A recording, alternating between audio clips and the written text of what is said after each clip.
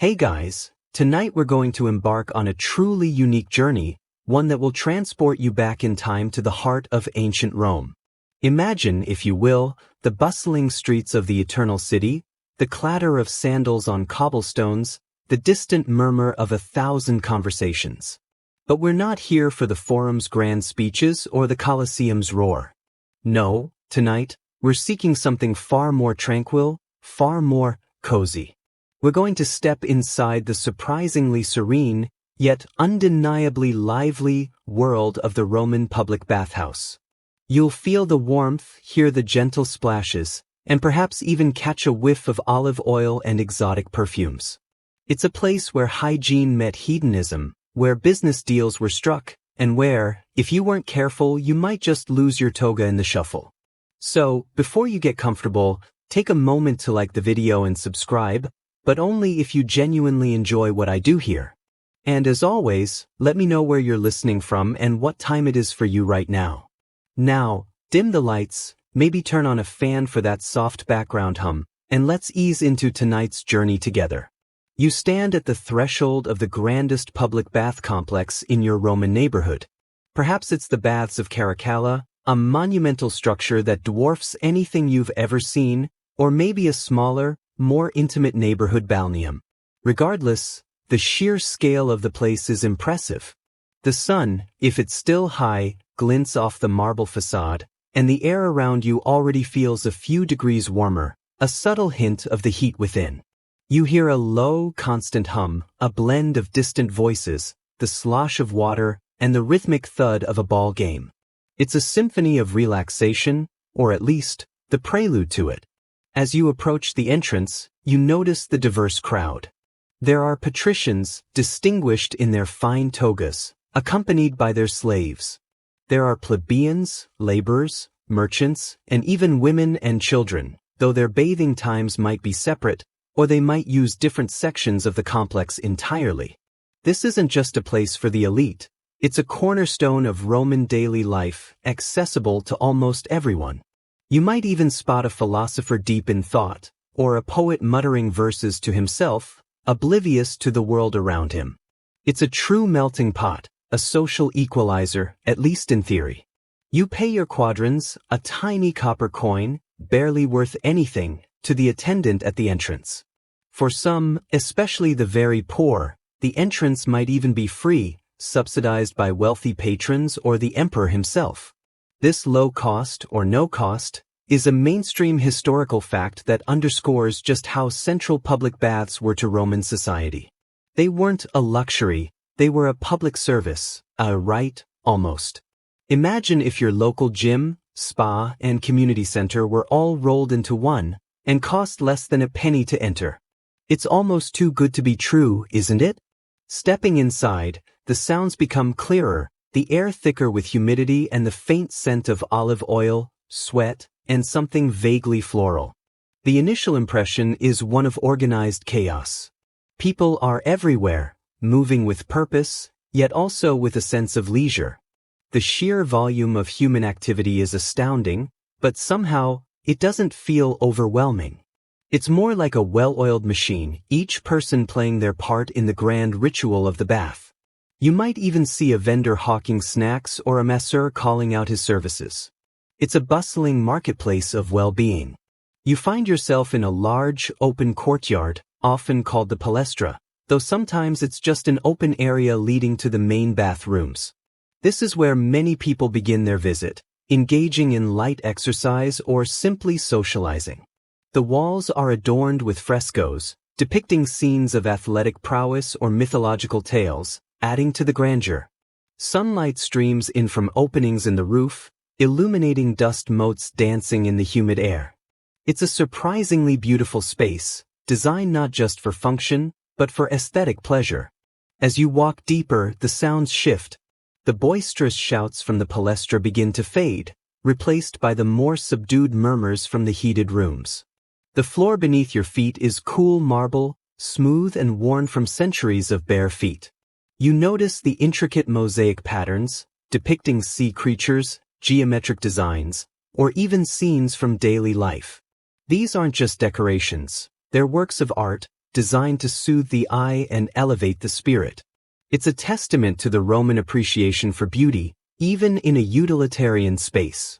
One quirky tidbit you might observe is the presence of bath bullies, or capsarii, who were essentially locker room attendants, but sometimes also acted as security, or even thieves. They were responsible for guarding your clothes and valuables while you bathed, a service that was often necessary given the sheer number of people passing through. Imagine trusting your entire wardrobe, and perhaps your purse, to a stranger in a crowded public space. It's a leap of faith, isn't it? You clutch your small bag a little tighter, just in case. The air grows warmer, and you feel a gentle wave of heat emanating from the walls and floor. This is the ingenious hypocaust system at work, a marvel of Roman engineering that we'll delve into later. For now, simply appreciate the pervasive warmth that begins to seep into your bones, loosening your muscles and preparing you for the deeper heat to come. It's a subtle invitation, drawing you further into the heart of the bathhouse. Historians still argue whether the Roman baths were truly democratic spaces, or if social hierarchies were subtly maintained through unspoken rules and designated areas. While the entrance fee was minimal, the quality of one's toga, the number of slaves accompanying them, or even the time of day they chose to visit, could all signal one's status. So, while everyone could enter, not everyone experienced the baths in the exact same way. It's a fascinating debate, isn't it? Were they truly egalitarian, or just a clever illusion of it? You pass by a small alcove where a group of men are playing a game of Trigon, a fast-paced ball game that looks surprisingly strenuous. Their laughter echoes off the high ceilings, a sound of pure, unadulterated enjoyment. Nearby, a woman is having her hair styled by an attendant, while another reads from a scroll, completely absorbed in her text. The baths are clearly more than just a place to get clean. They are a vibrant social hub, a place for leisure, entertainment, and even intellectual pursuits. It's a microcosm of Roman society, all under one magnificent roof. The light inside the main halls is softer, diffused by the steam and the high, arched windows. The sounds are more muted, the voices hushed, as if everyone instinctively lowers their tone in deference to the tranquil atmosphere. You take a deep breath, and the air, though humid, feels clean and refreshing. It's a stark contrast to the dusty, noisy streets outside. You feel the tension in your shoulders begin to ease, a subtle shift as your body starts to relax in anticipation of the warmth. You notice the sheer scale of the architecture. Massive columns support vaulted ceilings, and the walls are often clad in polished marble, reflecting the light and the steam. It's designed to impress, to inspire awe, and to make you feel small in the face of such grandeur. But it's also designed for comfort, for the flow of people, and for the efficient delivery of heat and water. It's a testament to Roman ingenuity, combining monumental scale with practical functionality. As you continue your slow progression, you might catch a glimpse of the various rooms ahead. The tepidarium, the warm room, beckons with its gentle heat. Beyond that, the caldarium, the hot room, promises a more intense experience. And somewhere, lies the frigidarium, the cold plunge pool, waiting to shock your senses back to life. But for now, you simply absorb the atmosphere, letting the sounds and smells wash over you, preparing yourself for the ritual to come. The journey has just begun, and already, you feel a sense of calm settling over you. You drift deeper into the complex, following the gentle flow of other bathers, and soon find yourself in a large, cool hall. This is the apoditerium, the changing room, and it's where your transformation from a citizen of the bustling Roman streets to a relaxed bather truly begins. The air here is noticeably cooler than the entrance area, a welcome contrast to the rising humidity you felt earlier. High ceilings vault overhead, and the light, though still ample, feels softer, diffused through strategically placed windows or skylights. Along the walls, you see rows of stone or marble benches, smooth and cool to the touch. Above these benches, or sometimes carved directly into the wall, are small niches or cubbyholes. This is where you'll deposit your clothes and personal belongings. It's a surprisingly simple system, almost minimalist, considering the grandeur of the rest of the complex. You might even chuckle to yourself, thinking about the elaborate locker systems we have today, complete with digital codes and biometric scans. Here, it's just a hole in the wall. What could possibly go wrong? You find an empty spot on a bench, perhaps next to an elderly man meticulously folding his toga, or a young woman chatting animatedly with her friend. The atmosphere is one of quiet anticipation, a collective shedding of the day's burdens. You begin to unfasten your tunic, perhaps carefully folding your toga if you're wearing one.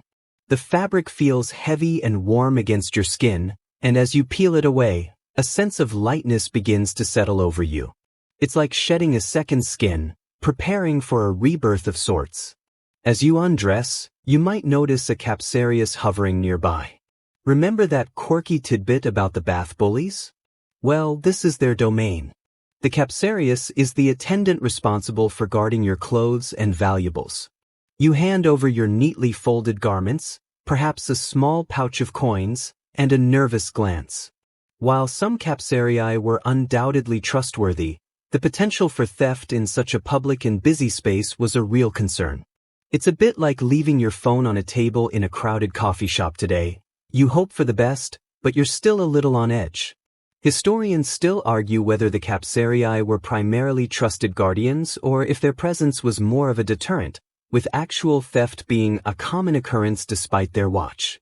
It's a fine line between security and opportunity, isn't it? Once you're down to your simple loincloth or a light tunic, you feel a sense of liberation.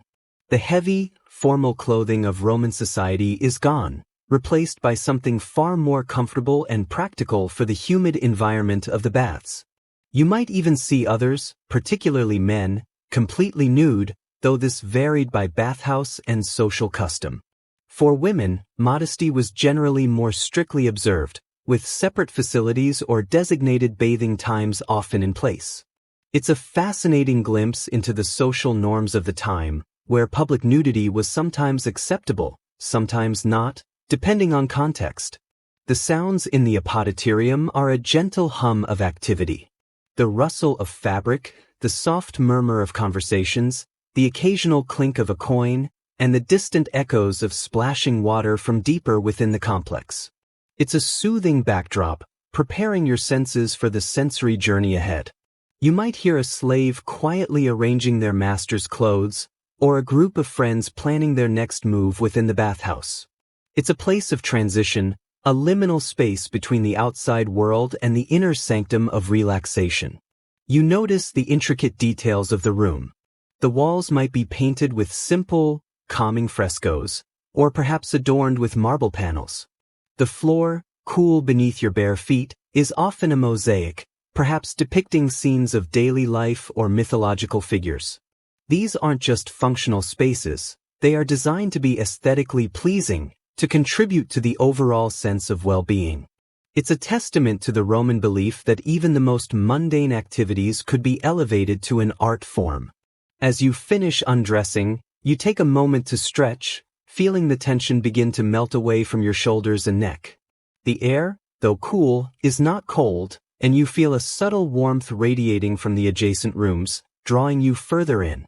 It's an invitation, a promise of deeper relaxation to come. You might even see a few people already heading out, their bodies glistening with oil, their faces flushed from the heat, looking utterly content. They are the proof that this ritual works. One mainstream historical fact about the apoditerium is its crucial role as the very first step in the Roman bathing ritual. It wasn't just a place to change, it was the gateway, the psychological transition point from the outside world to the inner sanctuary of the baths. Without this initial shedding of clothes and worldly concerns, the full experience of the baths wouldn't be possible. It's the equivalent of putting on your comfiest pajamas before settling down for a long, relaxing evening. You wouldn't try to relax in your work clothes, would you?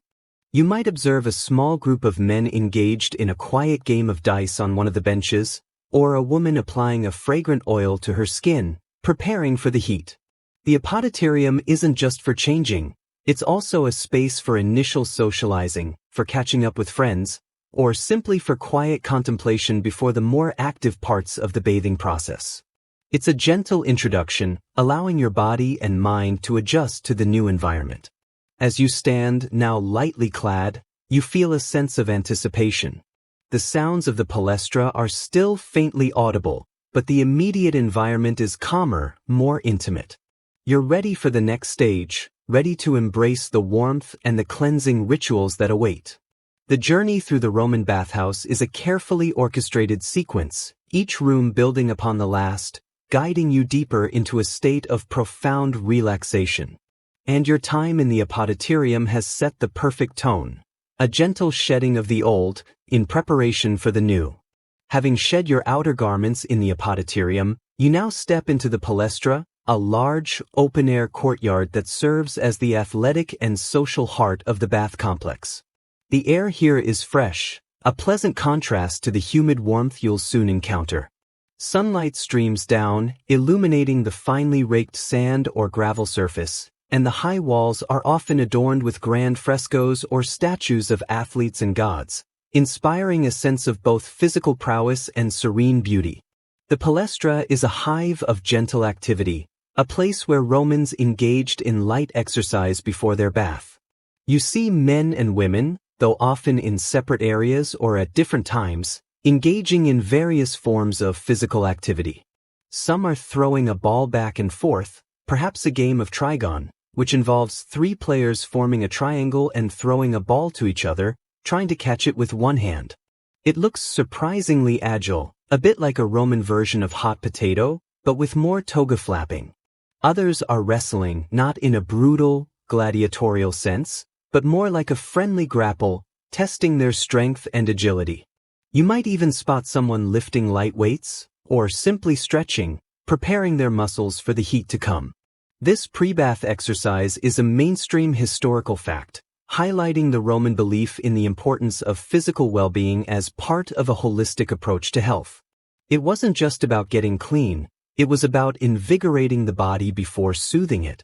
Think of it as your ancient Roman warm-up routine, minus the spandex and motivational pop music. It's a gentle way to get the blood flowing, to loosen up those muscles that have been stiff from sitting on a hard Roman bench all day, or perhaps from a particularly vigorous chariot ride. As you observe, you notice the social aspect of the palestra. It's not just a gym, it's a meeting place. Friends are chatting as they stretch, business acquaintances are discussing deals while casually tossing a ball, and philosophers are engaging in lively debates, their voices carrying across the open space. It's a vibrant, yet surprisingly relaxed, atmosphere. You might even overhear a snippet of gossip about the latest senatorial scandal, or a heated argument about the merits of different olive oils. It's all part of the Roman experience, a blend of the physical and the social. One quirky tidbit you might notice is the presence of professional trainers or ellipti who would offer their services in the palestra.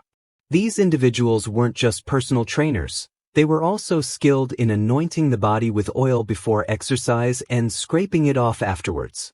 Imagine having someone not only guide your workout but also give you a full-body oiling. It's a level of service that makes your modern gym membership look positively Spartan. You might even consider hiring one, just for the sheer novelty of it, though you'd probably feel a bit awkward at first. You decide to join a group playing harpastum, a rougher ball game that's a bit like ancient rugby, but with less padding and more shouting. The ball, often filled with hair or feathers, is smaller than a modern football, and the objective is to get it past the opposing team's line. You quickly realize that gentle warm-up is a relative term in Roman athletic circles.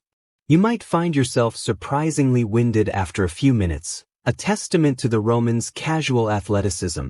You manage to avoid tripping over your own feet, which, in a toga, is a victory in itself. The sounds of the palestra are a lively mix, the thud of balls, the grunts of wrestlers, the laughter of friends, and the constant murmur of conversation. It's a symphony of human interaction, a testament to the communal nature of Roman life. Even the occasional shout from a vendor selling fresh fruit or a cool drink adds to the vibrant tapestry of sounds. It's a place where you can truly feel the pulse of ancient Rome, not just in its grand monuments, but in the everyday lives of its people. After a brief, slightly breathless stint with Harpastum, you decide to observe rather than participate further. You find a quiet spot on a bench, catching your breath and watching the various activities unfold.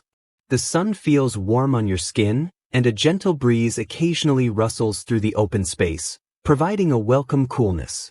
You notice the intricate details of the architecture, the way the columns rise majestically, supporting the open sky. It's a space designed for both function and beauty, a place where the body and mind can find harmony. Historians still argue whether the palestra was primarily for serious athletic training or more for light recreation and social display. While some undoubtedly used it for rigorous workouts, for many, it seems to have been a place to simply stretch, socialize, and perhaps show off a little. Was it a Roman CrossFit box, or more like a very active social club? The truth, as always, probably lies somewhere in between, depending on the individual and the specific bathhouse. You might see a group of older men engaged in a slow, deliberate game of pila trigonalis, a less strenuous ball game, or a woman practicing her dance steps, perhaps preparing for a performance. The palestra caters to a wide range of interests and fitness levels, ensuring that everyone can find something to do before their bath. It's a testament to the inclusivity of the Roman public baths, a place for all ages and abilities. As you feel your muscles gently warmed and your mind a little more alert from the light activity and social buzz, you realize you're ready for the next stage of your bathing ritual. The palestra has served its purpose, preparing your body for the heat to come and your mind for the deeper relaxation. You feel a subtle shift in your energy, a readiness to embrace the warmth and the cleansing that awaits. It's a gentle transition, a bridge between the active world outside and the tranquil world within the heated rooms. You take one last look at the bustling courtyard, the sunlight glinting off the polished marble, the sounds of laughter and conversation fading slightly as you turn towards the inner chambers. The journey through the Roman bathhouse is a carefully choreographed dance, each step leading you deeper into a state of profound relaxation. And the palestra has been the perfect overture, a gentle awakening before the true immersion begins. You feel a sense of calm settling over you, a quiet anticipation for the soothing warmth that beckons. Section 4. Leaving the gentle bustle of the palestra, you now step through an arched doorway and into a new realm of warmth. This is the tepidarium, the warm room, and its name, derived from the Latin word tepidus meaning lukewarm, perfectly describes the sensation that washes over you. It's not hot, not yet, but a pervasive, comforting warmth that feels like a soft blanket settling around your shoulders. The air is humid, but not stifling, carrying a faint, pleasant scent of warmed stone and perhaps a hint of the olive oil that many bathers have already begun to apply. The tepidarium is often the largest and most ornately decorated room in the bath complex, a testament to its importance as a central gathering space. High ceilings, often vaulted and adorned with intricate mosaics or frescoes, soar above you. Sunlight, filtered through high windows or oculi, casts soft, diffused light, creating a serene, almost ethereal glow. The marble floors, still cool in the apoditerium, now feel pleasantly warm beneath your bare feet, a subtle invitation to relax. You notice the atmosphere here is distinctly different from the palestra. The boisterous shouts and energetic movements have faded, replaced by a gentle hum of conversation, hushed murmurs, and the occasional soft splash from a small, decorative fountain. People are lounging on marble benches that line the walls, some reclining on cushions, others simply sitting, their eyes half closed in contentment. It's a place of quiet contemplation, a gentle pause before the more intense heat to come. Think of it as the Roman equivalent of a pre-sauna lounge, where you just exist. The primary purpose of the tepidarium is acclimatization. This is a mainstream historical fact. It served as a transitional space, allowing your body to gradually adjust to the increasing temperatures of the subsequent hot rooms. If you were to jump straight from the cool apoditerium into the scorching caldarium, your system would be in for a shock. The tepidarium acts as a gentle intermediary, slowly raising your core temperature, preparing your pores to open and your muscles to relax. It's like dipping your toe in the pool before diving in, but instead of water, it's warmth. You find an empty spot on a smooth marble bench, still warm from the bodies that have rested there before you.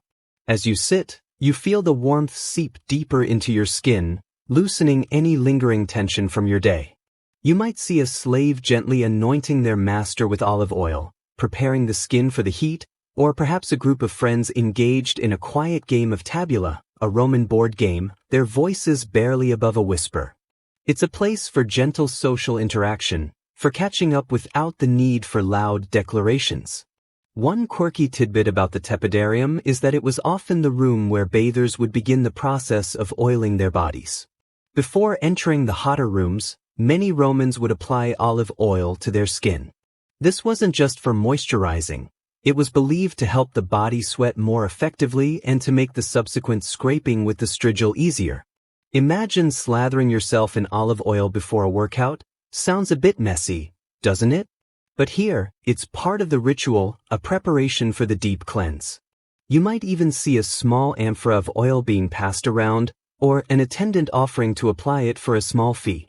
The air is thick with a pleasant, earthy scent, a mix of warmed stone, human warmth, and the subtle aroma of various oils and perfumes.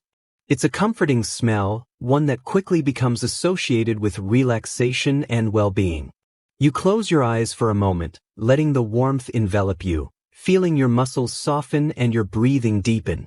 It's a truly soothing experience, a gentle lull before the more invigorating stages of the bath. You might even find yourself drifting off, just a little, if you're not careful. Historians still argue whether the tepidarium was primarily a functional room for acclimatization, or if its social function as a lounge and meeting place was equally, if not more important.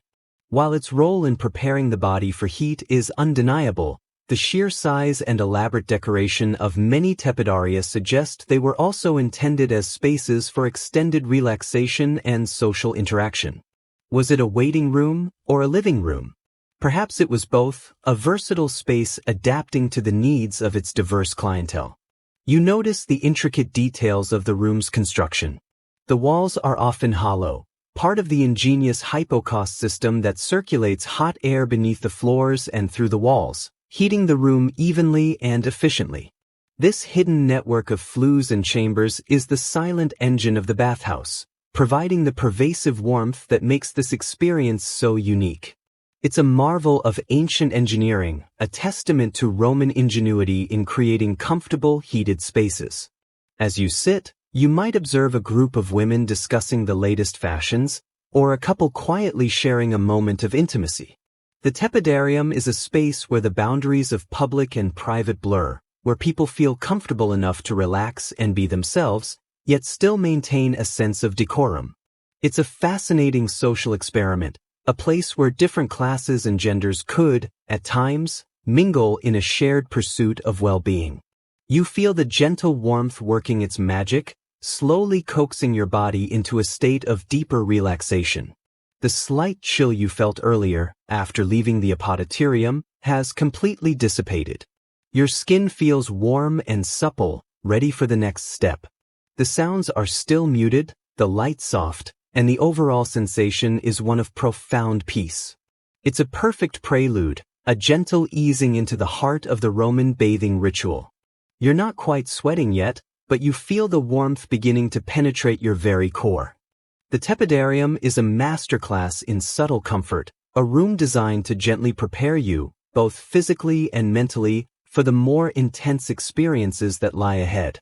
It's a reminder that sometimes, the most effective transitions are the quietest ones. You take a deep, slow breath, feeling the warm, humid air fill your lungs, and exhale slowly, letting go of any remaining tension. You are now fully immersed in the rhythm of the baths, ready for the next stage of your journey. From the gentle embrace of the tepidarium, you now push through another archway, and the air immediately thickens, becoming heavy with steam and an intense, pervasive heat. This is the caldarium, the hot room, and it lives up to its name. The warmth you felt before was merely a prelude. This is the main event, the heart of the Roman bathing ritual. A wave of moist heat washes over you, instantly coating your skin in a fine sheen of perspiration. It's like stepping into a cloud, a very, very warm cloud, that smells faintly of damp stone and human warmth. The caldarium is often a large, rectangular room, though its exact shape can vary. The walls are typically lined with polished marble, which gleams wetly in the diffused light, reflecting the steam and creating a shimmering, almost dreamlike effect. High vaulted ceilings, often with small openings or skylights, allow some light to penetrate, but the overall impression is one of soft, humid twilight. The air is so thick with steam that distant figures appear as hazy silhouettes, adding to the sense of being in a world apart. You feel your pores instantly opening, a sensation that is both intense and strangely satisfying. Beads of sweat begin to form on your forehead, then trickle down your temples, your back, your chest. This profuse sweating is the primary purpose of the caldarium, a mainstream historical fact that underscores its importance in the Roman concept of hygiene and well-being. The Romans believed that sweating helped to cleanse the body of impurities, and the intense heat of the caldarium was designed to facilitate this process. It's like a full-body detox, ancient Roman style, without the kale smoothies. Along the walls, you see large, deep basins, often made of marble or bronze, filled with hot water. These are the labra, and they provide a source of hot water for rinsing or for simply splashing over your body. The water in these basins is almost scalding, a stark contrast to the cool water you'll encounter later. You might see bathers scooping water from the labrum with small bronze ladles, pouring it over themselves, or even using it to loosen the dirt and oil on their skin. The sound of splashing water is constant, a soothing rhythm against the backdrop of the steam. The heat is intense, but not unbearable. It's a moist heat, which feels different from the dry heat of a modern sauna. It penetrates deep into your muscles, loosening any knots and easing any aches. You find yourself breathing more deeply, the warm, humid air filling your lungs. It's a sensation of profound relaxation, a surrender to the enveloping warmth. You might even feel a slight lightheadedness, a gentle floating sensation, as your body adjusts to the extreme temperature. One quirky tidbit you might observe is the presence of small, portable braziers or charcoal burners in some caldaria. While the main heat came from the hypocaust system beneath the floor and within the walls, these braziers could be used to provide an extra localized burst of heat, or perhaps to burn aromatic herbs, adding a pleasant scent to the steamy air. Imagine a Roman version of an aromatherapy diffuser, but with actual burning coals. Just try not to trip over it in the steam. You find a spot on a warm marble bench, the stone radiating heat upwards, further intensifying the experience. As you sit, you notice the other bathers. Some are simply sitting in quiet contemplation, their eyes closed, their faces glistening with sweat. Others are engaged in hushed conversations, their voices softened by the steam. You might see a slave gently massaging their master's shoulders, or a mother helping her child wash. It's a communal experience, yet also deeply personal. Historians still argue about the exact temperatures maintained in the caldarium. While archaeological evidence points to the hypocaust system's efficiency, the precise degree of heat would have varied depending on the bathhouse, the time of day, and the amount of fuel being burned. Was it a gentle warmth, or truly scorching? The answer likely lies somewhere in the range of what we would consider a very hot steam room today, perhaps even hotter. It's a fascinating debate, trying to reconstruct the exact sensory experience of ancient Romans. You feel the sweat pouring off you now, carrying with it the grime and impurities of the day. This is the true cleansing, the deep purification that the Romans sought. You might even feel a slight itchiness as your skin reacts to the heat and the cleansing process. It's a sign that the bath is working, that your body is shedding what it no longer needs. You might even think, well, this is certainly one way to lose water weight. After a while, you might decide to stand and move around, letting the steam envelop you from all sides. The air is so thick that visibility is limited, creating a sense of intimacy and enclosure. You might bump gently into another bather, offering a polite nod or a murmured apology. It's a space where personal boundaries are softened, where everyone is united by the shared experience of the heat. You notice the condensation dripping from the high ceilings, forming small puddles on the floor. The sound of the dripping water is a gentle counterpoint to the soft murmurs and splashes.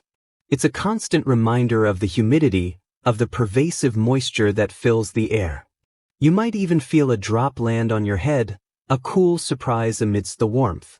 Some bathers are already beginning the next stage of their ritual here, using the strigil. This curved metal tool, which we'll explore more deeply later, is used to scrape off the sweat, oil, and dirt from the skin. You might see someone vigorously scraping their arm, the sound a soft rasp against the background hum of the room. It looks a bit like a medieval torture device, but apparently it's quite effective. You make a mental note to try it yourself soon, if you dare. The caldarium is a place of intense sensation, a room designed to push your body to its limits of heat tolerance, but in a controlled and beneficial way. It's a testament to the Roman understanding of hydrotherapy and the power of heat to cleanse and rejuvenate. You feel your muscles completely relaxed, your mind clear, and a sense of profound well-being beginning to settle over you. The world outside, with its worries and demands, feels very far away indeed. You take a deep, slow breath, feeling the warm, moist air fill your lungs, and exhale slowly, letting go of any remaining tension. The heat is a comforting embrace, a gentle pressure that soothes every part of your being. You are fully immersed in the rhythm of the baths, ready for the next stage of your journey, feeling utterly cleansed and profoundly relaxed.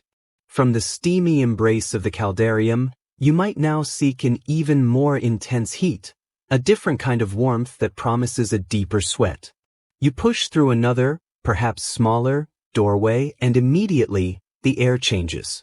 The thick, moist humidity of the caldarium gives way to a dry, penetrating heat that feels almost like a physical presence. This is the laconium, a specialized sweating chamber, often smaller and more intensely heated than the main hot room. It's like stepping from a tropical rainforest into a desert oven, but in a good, cleansing way. The laconium is typically a circular or semicircular room, designed to concentrate the heat. The walls are often bare, unadorned marble or stone, reflecting the simplicity and singular purpose of the space. There are no labra or pools of water here. The emphasis is purely on dry heat. You might find a few tiered benches, allowing you to choose your level of intensity. The higher you sit, the hotter it gets. It's a bit like a Roman version of a tiered cake, but instead of frosting, it's just more heat. The silence here is striking, a stark contrast to the gentle hum of the tepidarium or the murmuring splashes of the caldarium. People in the laconium are usually focused on the experience, their faces glistening with sweat, their breathing deep and deliberate. It's a place for quiet endurance, for pushing your body to its limits in a controlled and beneficial way.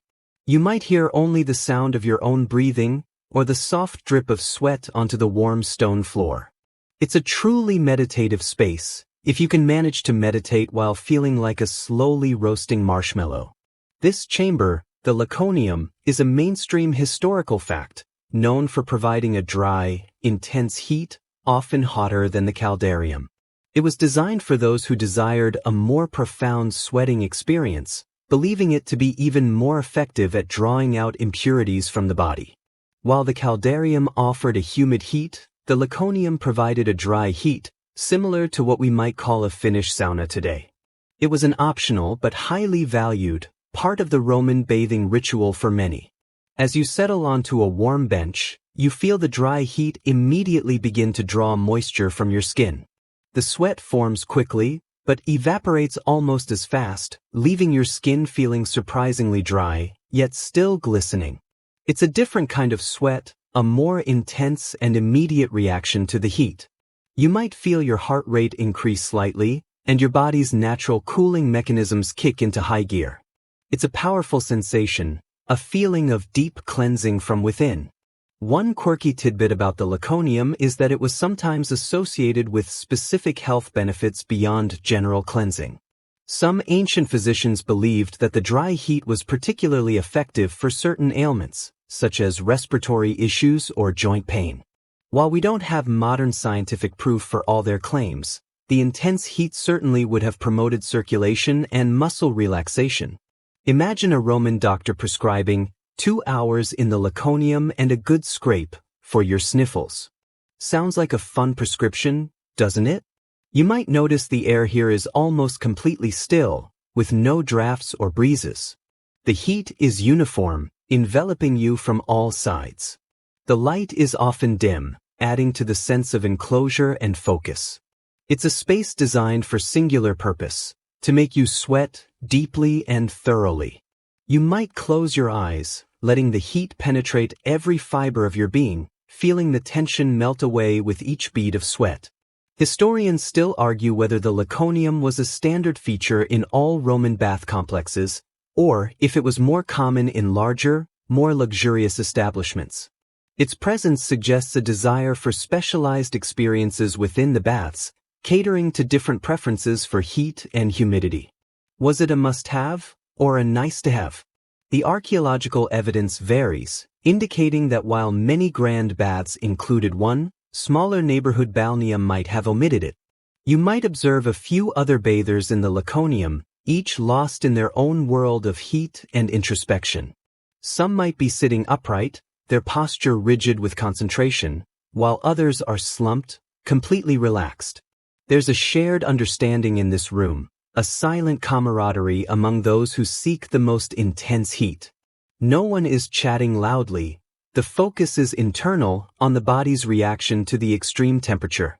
The feeling of the dry heat on your skin is unique. It's not the oppressive, heavy feeling of the steam room. Instead, it's a lighter, more penetrating warmth. You might feel your skin tingling, a sign of increased blood flow and the deep cleansing taking place. It's a sensation that is both challenging and incredibly rewarding, leaving you feeling invigorated and purified. You might even feel a slight urge to giggle at the sheer absurdity of willingly subjecting yourself to such heat, but then you remember how good it feels. After a period of intense sweating, you feel a profound sense of lightness and clarity. Your muscles are completely relaxed, and your mind feels surprisingly sharp, despite the heat. The Laconium has done its work, drawing out every last impurity, leaving you feeling utterly refreshed and renewed. It's a powerful experience, a testament to the Roman understanding of the body's ability to cleanse itself through heat. You take a deep, slow breath, feeling the dry, warm air fill your lungs, and exhale slowly, letting go of any remaining tension. The heat is a comforting embrace, a gentle pressure that soothes every part of your being. You are fully immersed in the rhythm of the baths, ready for the next stage of your journey, feeling utterly cleansed and profoundly relaxed.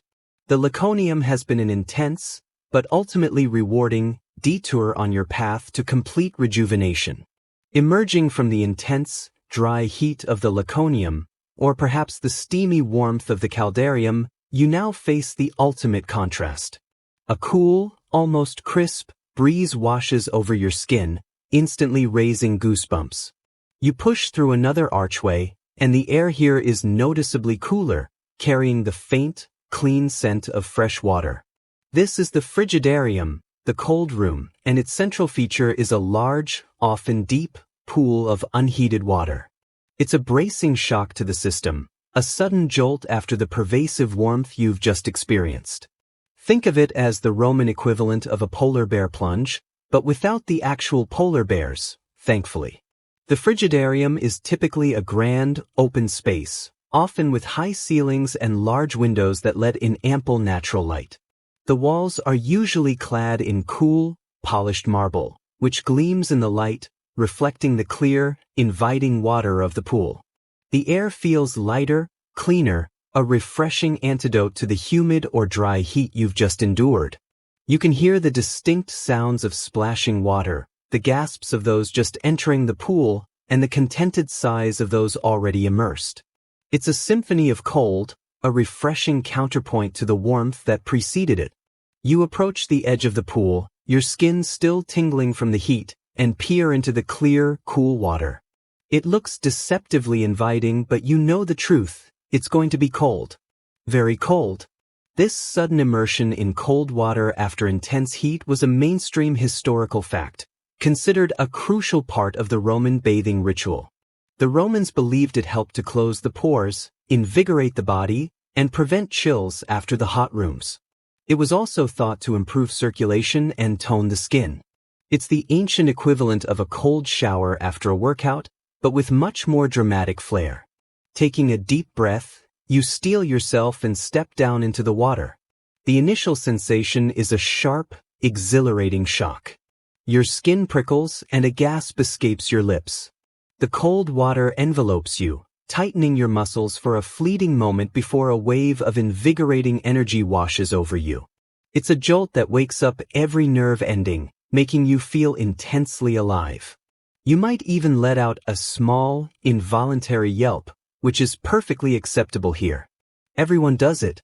As you immerse yourself, perhaps up to your neck, you feel the heat radiating from your core slowly dissipate into the cool water.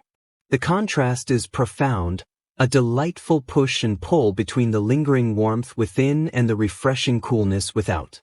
You might see others in the pool, some quickly dipping in and out, others lingering for a few moments, their faces flushed but their eyes bright with renewed energy.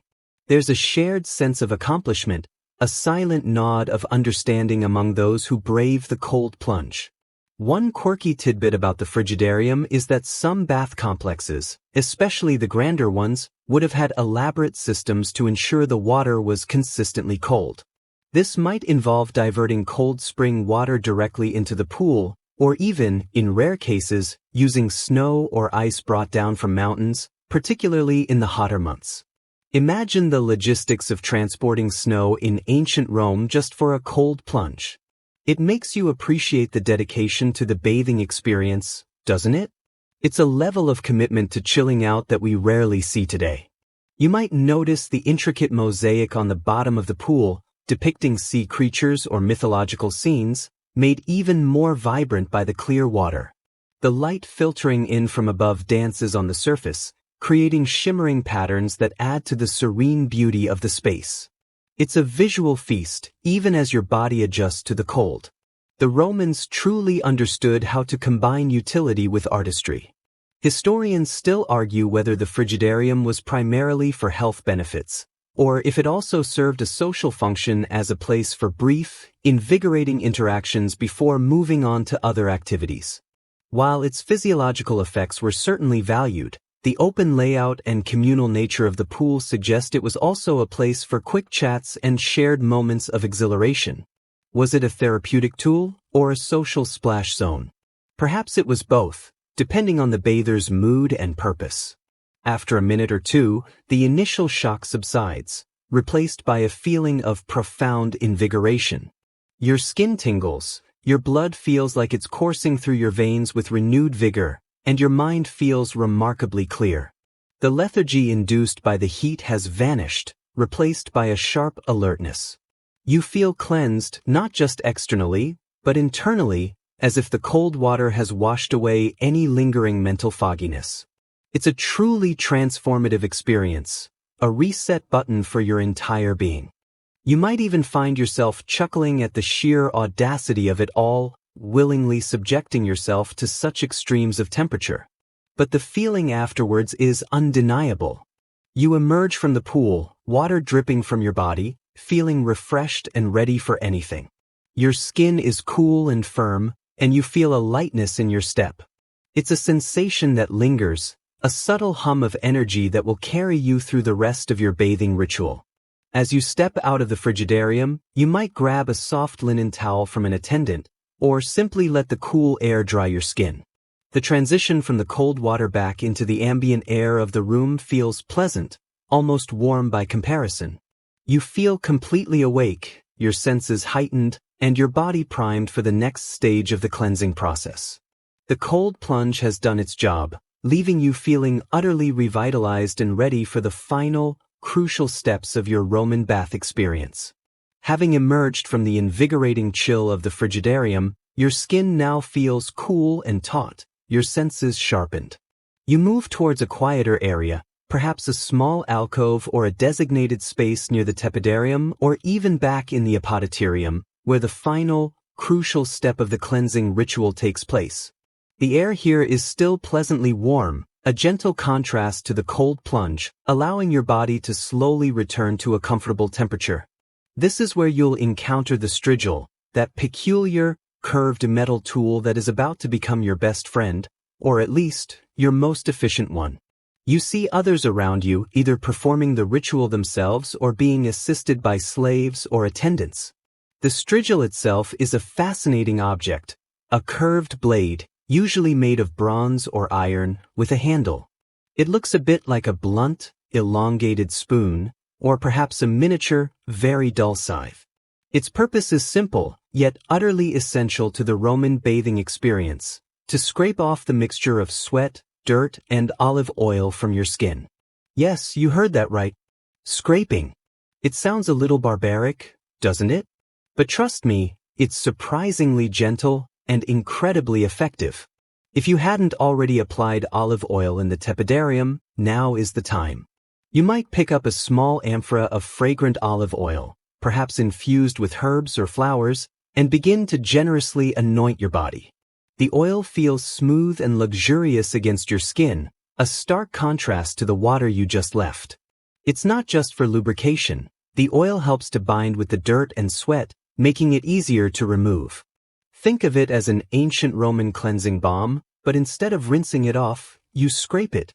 Now comes the main event. You take the strigil in hand, or if you're feeling particularly indulgent, an attendant might offer to do it for you.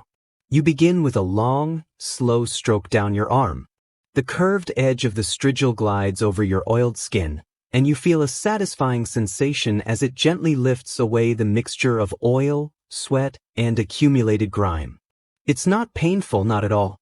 In fact, it's oddly soothing, a rhythmic, almost meditative scrape. The sound it makes is a soft, wet rasp, a unique sound that becomes synonymous with true cleanliness in the Roman world. This use of the strigil as the primary cleansing tool is a mainstream historical fact, central to Roman hygiene. Unlike modern soap, which wasn't widely used in the same way, the strigil, combined with oil, was the Romans' method for deep cleaning. They believed that water alone wasn't enough to remove the impurities that accumulated on the skin, especially after intense sweating.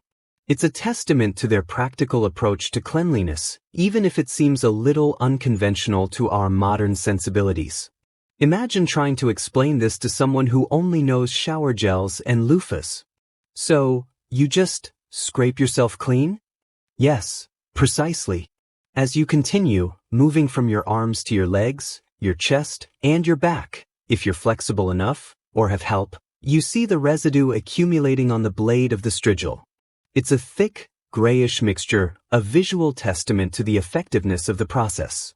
You wipe the blade clean with a small cloth, or perhaps an attendant does it for you, before continuing to the next section of your body.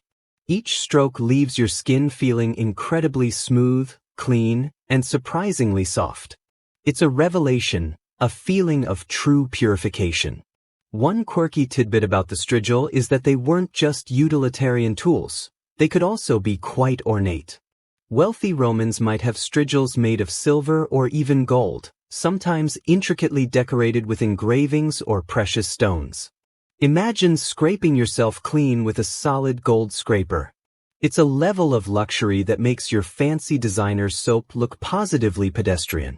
These elaborate strigils were often passed down through families or given as gifts, becoming symbols of status and refinement. You might even see a group of friends scraping each other's backs, a communal act of hygiene that further reinforces the social aspect of the baths.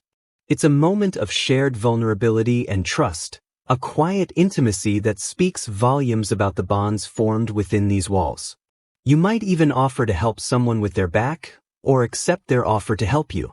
It's all part of the unspoken etiquette of the bathhouse. Historians still argue about the exact hygiene practices surrounding the strigil. While it was effective for individual cleansing, the communal nature of the baths and the potential for sharing or improper cleaning of strigils raise questions about disease transmission. Were they meticulously cleaned between uses, or was there a more relaxed approach? The archaeological evidence and written accounts offer varying perspectives, leaving us to wonder about the true health implications of this ancient practice. It's a bit like debating whether sharing towels at the gym is a good idea. As you finish scraping, your skin feels incredibly smooth, almost polished. The olive oil has been removed, along with the dirt and sweat, leaving your skin feeling supple and clean, without being stripped dry. It's a sensation of lightness, a feeling of being truly refreshed from head to toe. You might even give a satisfied sigh, realizing that this seemingly odd ritual has left you feeling cleaner than you've ever felt before. It's a testament to the Romans' ingenuity, even if their methods were a little unconventional. You might then rinse off any remaining oil or residue with a final splash of warm water from a nearby basin, or simply let the air dry your skin. The feeling of the cool air on your freshly scraped skin is delightful, a gentle caress that signals the completion of the physical cleansing process. You feel invigorated, yet deeply relaxed, a perfect balance of energy and calm. The strigil has done its work, leaving you feeling utterly purified and renewed.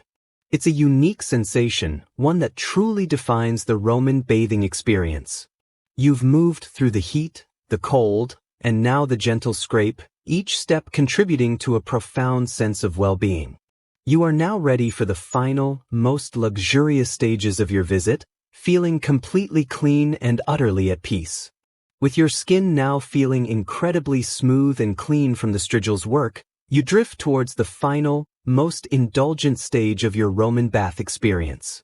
You might enter a dedicated room known as the unctorium, or perhaps simply find a quiet, comfortable alcove within the larger bath complex where attendants are ready to offer their services. The air here is softer, perhaps a little warmer than the general ambient temperature, and carries a delightful medley of fragrant oils and perfumes. It's a scent that immediately signals luxury and profound relaxation, a far cry from the earthy smells of the caldarium or the sharp tang of the frigidarium. You see other bathers, some already reclining on soft couches or benches, their eyes closed in blissful contentment as attendants gently work on their bodies. The atmosphere is one of hushed tranquility, a stark contrast to the earlier, more active parts of the bath. The sounds are minimal, soft murmurs, the gentle rustle of linen, and the almost imperceptible sound of hands gliding over oiled skin. It's a sanctuary of serenity, designed for the ultimate unwind.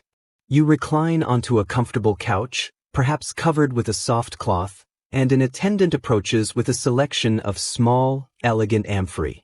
These contain various oils, often olive oil infused with exotic scents like rose, jasmine, myrrh, or even more unusual concoctions. You might be offered a choice, or the attendant might simply select one based on their expertise. The oil is poured into their palm, warmed slightly by their hands, and then gently applied to your skin. The first touch is exquisitely soothing. The warm, fragrant oil glides over your freshly cleansed skin, instantly moisturizing and softening it. It's a sensation of pure luxury, a gentle caress that feels like a reward after the rigors of the heat and the scrape. The attendant works methodically, covering your arms, legs, chest, and back, ensuring every inch of your body is enveloped in the rich, aromatic oil. It's a far cry from just slapping on some lotion. This is an art form.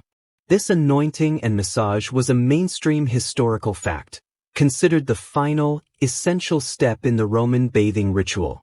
It wasn't just about feeling good, it was believed to nourish the skin, restore its natural oils after the intense sweating and scraping, and promote overall well-being.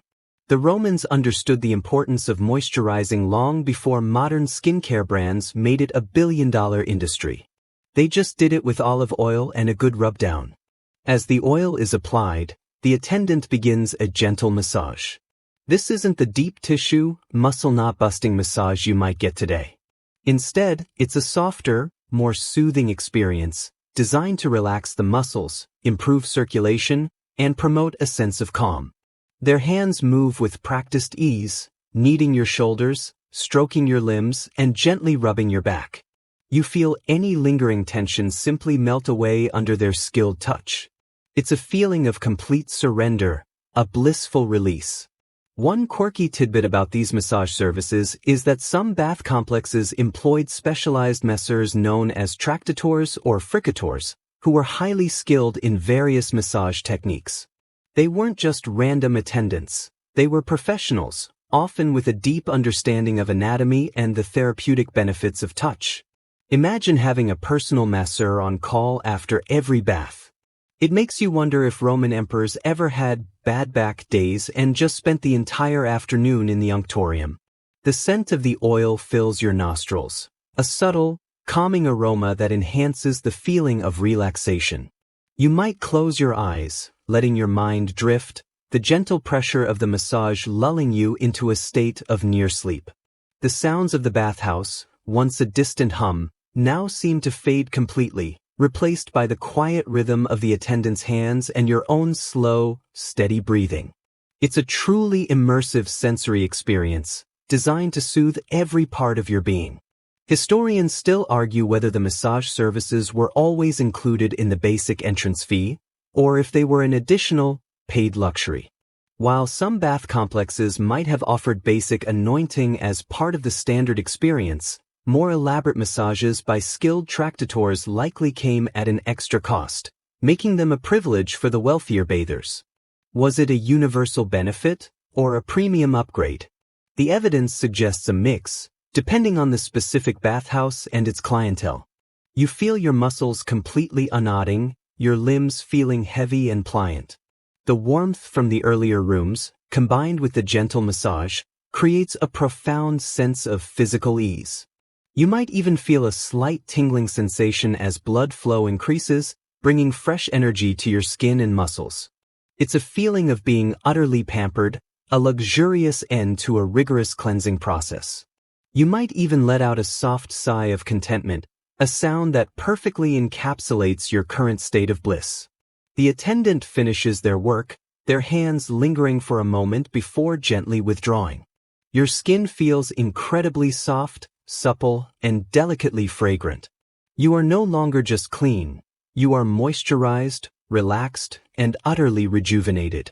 It's a feeling of complete well-being, a harmony between body and mind. You might take a moment to simply lie there, savoring the lingering warmth and the feeling of profound peace. This final stage of anointing and massage is the Roman equivalent of a full-service spa treatment, a testament to their understanding that true cleanliness extended beyond just washing. It was about nourishing the body, soothing the mind, and preparing oneself for the world outside, feeling refreshed and renewed. You might even think, why don't we do this after every shower? It's a valid question, isn't it? As you slowly sit up, you feel a lightness in your limbs, a sense of calm that permeates your entire being. The journey through the Roman bathhouse has been a transformative one, moving from the bustling entrance to the intense heat, the bracing cold, the satisfying scrape, and finally, this exquisite anointing and massage. You are now ready to face the world again, but with a renewed sense of peace and well-being. Having completed the physical rituals of cleansing and relaxation, the heat, the cold, the scrape, and the soothing anointing, you now find yourself in a state of profound contentment. But the Roman bathhouse is far more than just a place for hygiene. It is, at its very core, a vibrant social hub, a microcosm of Roman daily life. You might now be lingering in the tepidarium again, or perhaps a dedicated lounge area, feeling utterly refreshed and ready to engage with the world, albeit a very relaxed version of it. The air around you is filled with a gentle hum of conversation, a soft murmur that blends with the distant sounds of splashing water and the occasional laughter. This is where deals are struck, friendships are forged, and gossip flows as freely as the water in the Labra. You see groups of men, their bodies glistening with oil, engaged in animated discussions, their gestures broad and expressive. Women, perhaps in a separate section or at a different time, are equally engrossed in their own conversations, sharing news and stories. It's a truly communal space, a place where the boundaries between public and private life often blurred. This extensive social function of the Roman baths is a mainstream historical fact. They were not merely public washrooms, they were community centers, places where Romans spent a significant portion of their day. Imagine your local coffee shop, gym, and community hall all rolled into one, but with more marble and less Wi-Fi. It was a place to see and be seen, to network, to relax, and to simply exist among your fellow citizens. For many Romans, a visit to the baths was as much about social interaction as it was about getting clean. You might find yourself drawn into a conversation with a stranger, perhaps an elderly senator discussing the latest political machinations, or a young merchant lamenting the price of imported spices. The shared experience of the bath seems to break down social barriers, at least temporarily. Everyone, from the highest patrician to the humblest plebeian, is stripped down, literally and figuratively, to their most basic form, united by the common pursuit of well-being. It's a fascinating social experiment, a place where status might be subtly acknowledged, but rarely overtly flaunted. One quirky tidbit you might observe is the presence of professional readers or storytellers who would sometimes entertain bathers. Imagine reclining on a warm bench, freshly oiled and utterly relaxed, while someone recites epic poetry or tells a captivating tale. It's the ancient Roman equivalent of an audiobook, but with live narration and the soothing sounds of a bathhouse as your backdrop. You might even find yourself drifting off to sleep, lulled by the rhythmic cadence of their voice, which, let's be honest, is probably the point of this whole channel. You notice the sheer variety of activities taking place. Some people are playing board games, their faces etched in concentration over a game of Ludus Latrunculorum, a strategic game similar to chess. Others are simply lounging, reading from scrolls, or even dictating letters to their scribes. Yes, even in this sanctuary of relaxation, some Romans couldn't resist getting a little work done. It's a reminder that even ancient Romans had their own version of checking emails on vacation. Historians still argue whether the social mixing in the baths truly fostered a sense of equality, or if underlying class distinctions always remained. While people from all walks of life used the baths, the wealthy often had their own private sections, or would visit at less crowded times, or simply bring more attendants. So, while the baths were accessible to all, the experience of the baths might have varied significantly based on one's social standing. Was it a true melting pot, or just a very large, well-heated public space where everyone happened to be naked? You might overhear a lively debate about philosophy, or a group of friends planning a dinner party. The conversations are as varied as the people themselves, ranging from the mundane to the profound. The acoustics of the bathhouse, with its high ceilings and echoing chambers, often amplify voices, creating a constant, gentle murmur that is surprisingly soothing rather than jarring. It's a soundscape of human connection, a testament to the Roman love of conversation and community. The bathhouse also served as a place for personal care beyond just washing. You might see barbers offering shaves and haircuts, their razors glinting in the diffused light. Masseurs, as we discussed, are still at work, offering additional rubs and anointings. There might even be pedicurists or manicurists, ensuring that every part of the Roman body is perfectly groomed. It's a full-service wellness center, centuries ahead of its time. Imagine getting a pedicure while discussing the latest gladiatorial games. Multitasking at its finest. You might observe a group of young men flexing their muscles, still basking in the glow of their athletic endeavors in the palestra, or a group of older women exchanging remedies for various ailments. The baths were a place for sharing knowledge, for informal education, and for the transmission of cultural practices. It was a living, breathing institution, constantly evolving with the needs and desires of its patrons. The sheer scale of some bath complexes meant that they could accommodate thousands of people at once, creating a bustling, yet surprisingly harmonious, environment. The Romans were masters of crowd management, designing these spaces with efficient flow and designated areas for different activities. It's a testament to their urban planning skills, creating public spaces that were both functional and aesthetically pleasing. As you continue to relax, perhaps sipping a cool drink from a vendor, you feel a deep sense of belonging. You are part of this ancient ritual, this timeless tradition of communal well-being. The social interactions, the shared moments of relaxation, and the simple act of being present among others all contribute to the profound sense of peace you feel. It's a reminder that human connection, even in its simplest forms, is a powerful antidote to the stresses of daily life. The Roman bathhouse, in its essence, was a celebration of life, a place where the body was cleansed, the mind was soothed, and the spirit was nourished through social interaction. You've experienced the physical transformation, and now you're soaking in the social warmth, feeling utterly content and connected. It's a truly unique blend of personal care and communal living, a testament to the Romans' understanding of holistic well-being. As you continue to bask in the relaxed, social atmosphere of the bathhouse, a new set of sensations begins to pique your interest. The gentle hum of conversation is now punctuated by the occasional call of a vendor, and a subtle medley of aromas drifts through the air, not just the lingering scent of oils and warm stone, but something more edible. Your stomach, perhaps, lets out a polite rumble, reminding you that even in ancient Rome, relaxation works up an appetite. You notice small stalls or even wandering vendors moving through the less humid areas of the complex, particularly near the tepidarium or the open courtyards. They offer a variety of refreshments, catering to the needs of bathers who might spend hours within these walls. This presence of food and drink vendors within Roman bath complexes is a mainstream historical fact, highlighting that the baths were not just about cleansing, but also about sustenance and leisure. Imagine a modern spa that also had a full-service snack bar and a guy walking around with a tray of fruit. It's surprisingly convenient, isn't it? You approach one such vendor, a cheerful-looking fellow with a basket overflowing with fresh produce. He calls out his wares in a rhythmic chant, inviting you to partake. You see plump figs, glistening dates, and perhaps a few apples or pears, all looking incredibly fresh and inviting.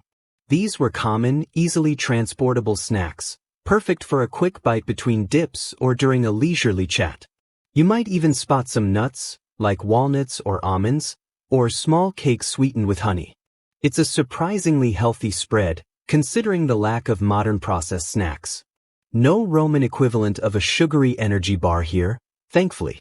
For drinks, you might find water, of course, but also pasca, a popular Roman beverage made from water, vinegar, and sometimes herbs. It sounds interesting, doesn't it? Like a very tart, slightly herby sports drink. While it might not sound appealing to our modern palates, pasca was incredibly refreshing and hydrating, especially after sweating profusely in the caldarium or Laconium. It was also cheap and readily available, making it a staple for soldiers and common folk alike. You might eye it with a bit of suspicion, wondering if it's an acquired taste, like that fermented fish sauce, garum, that Romans seem to love.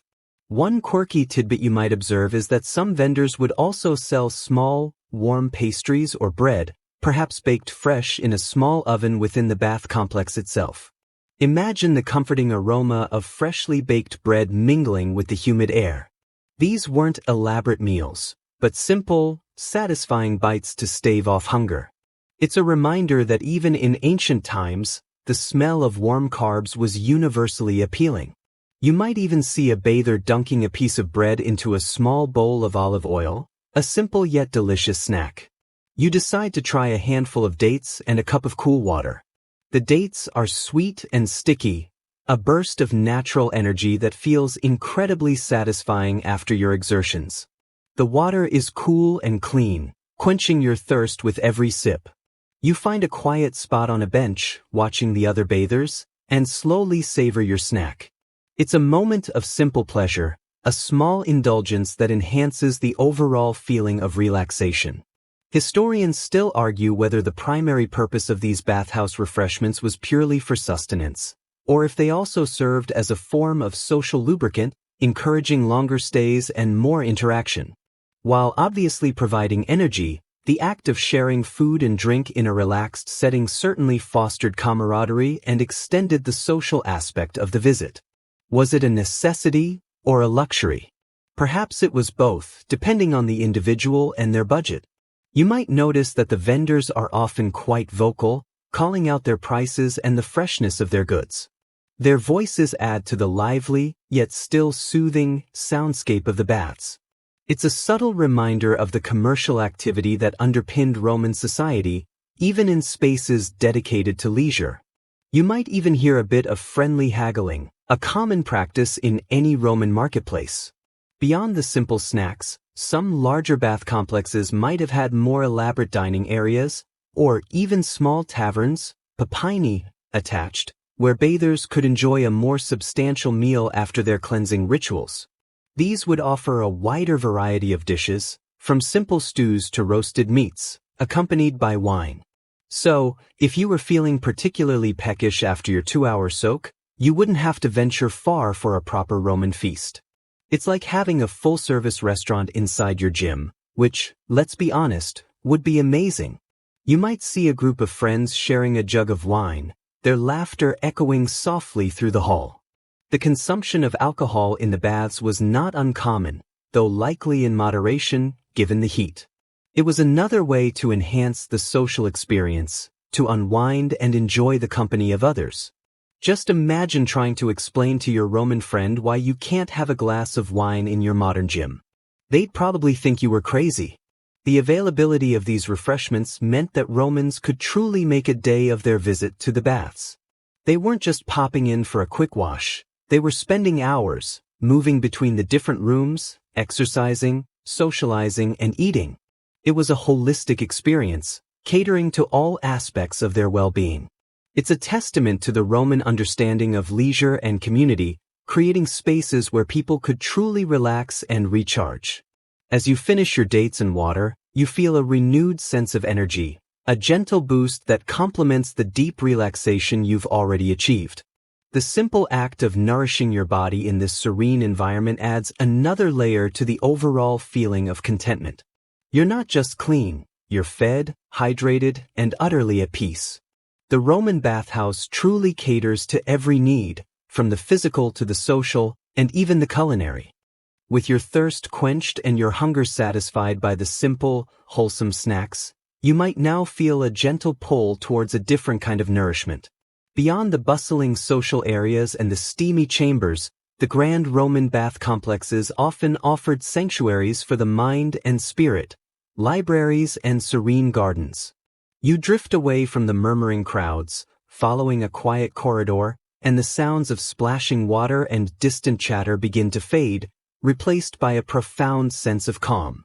You find yourself entering a large, airy room, bathed in soft, diffused light filtering through high windows.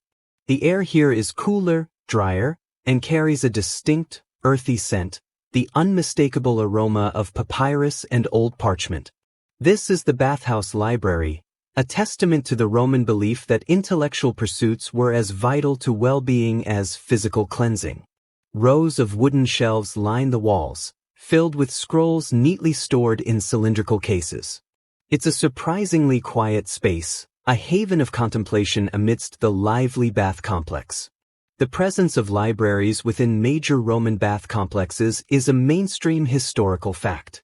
Emperors and wealthy patrons often endowed these public baths not just with pools and heating systems, but also with extensive collections of scrolls, making knowledge accessible to a wider populace. Imagine finishing your workout and then heading straight to the library to catch up on the latest philosophical treatise or historical account. It's like having a gym and a university library all under one roof, which, let's be honest, would make those long study sessions a lot more bearable if you could just pop into a caldarium afterwards. You might see a few other bathers here, some seated on comfortable benches, unrolling scrolls and reading intently, their brows furrowed in concentration. Others might be simply browsing, their fingers tracing the titles on the scroll cases, perhaps looking for something light and entertaining. The atmosphere is one of quiet reverence, a shared appreciation for the written word. The only sounds are the soft rustle of papyrus, the occasional gentle cough, and the distant, almost imperceptible hum of the bathhouse beyond. You select a scroll, perhaps a collection of Virgil's poetry or a historical account by Livy, and find a comfortable spot by a window. The light is perfect for reading, and the quiet allows your mind to fully engage with the text. You might even find yourself drifting off for a moment, lulled by the rhythmic flow of the Latin prose and the profound sense of peace. It's a truly unique experience, combining the physical relaxation of the bath with the mental stimulation of literature.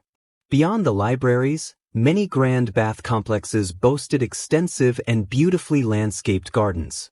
You step out of the library and into an open courtyard, and the change is immediate and delightful. The air is fresh and fragrant, carrying the scent of blooming flowers, damp earth, and perhaps the subtle aroma of citrus trees.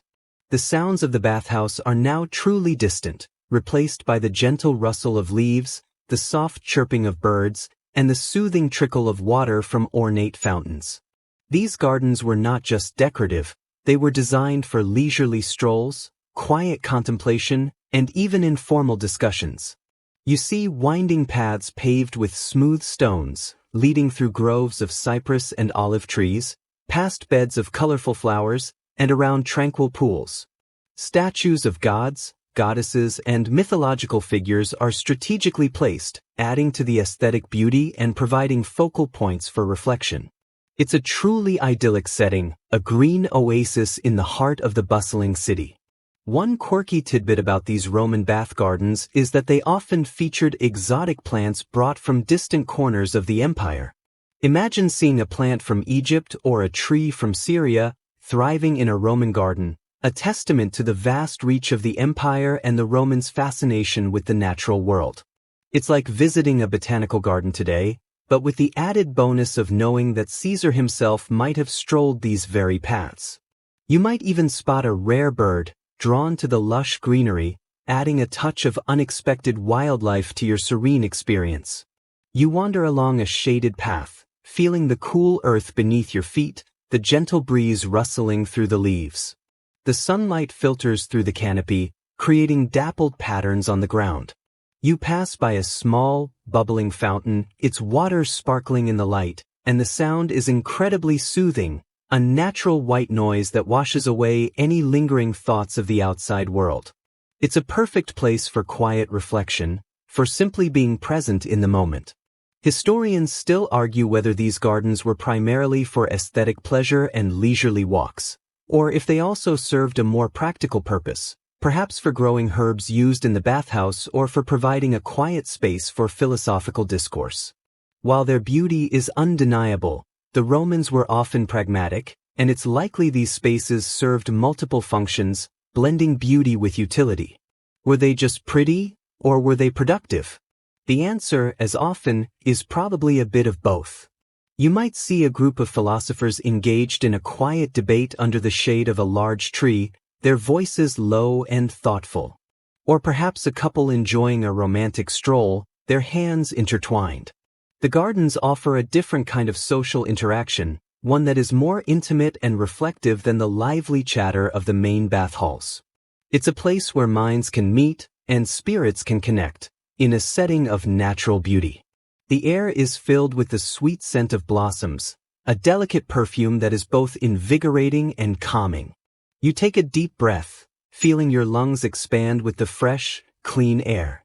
The visual beauty of the meticulously maintained plants, the vibrant colors of the flowers, and the elegant design of the pathways all contribute to a profound sense of peace and harmony. It's a feast for the senses, a gentle balm for the soul. As you continue your stroll, you might notice a small, secluded bench nestled among the foliage, offering a perfect spot for quiet contemplation.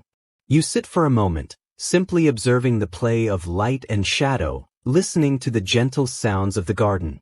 It's a moment of pure tranquility, a perfect end to your journey through the intellectual and natural amenities of the Roman bathhouse.